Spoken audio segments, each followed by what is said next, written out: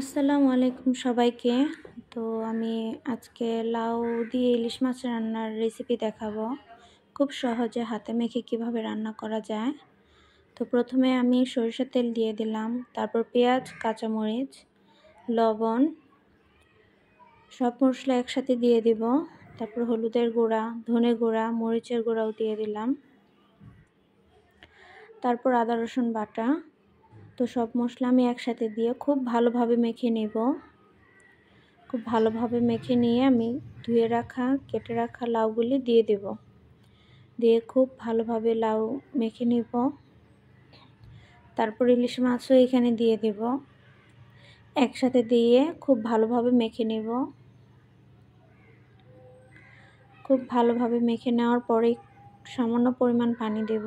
খুব কম পরিমাণ পানি দেব, কারণ লাউয়ে খুব বেশি পানি ওঠে, এজন্য পানি একটু কমিয়ে দেব।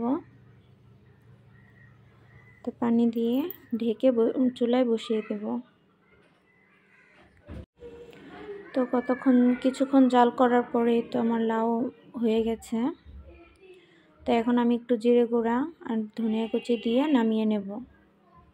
তো খুবই সিম্পল এবং খুব মজাদার একটা রেসিপি আর খুবই স্বাস্থ্যকর। তো ধন্যবাদ ভিডিওটি দেখার জন্য। আর ভিডিওটি ভালো লাগলে সাবস্ক্রাইব করে দেবেন।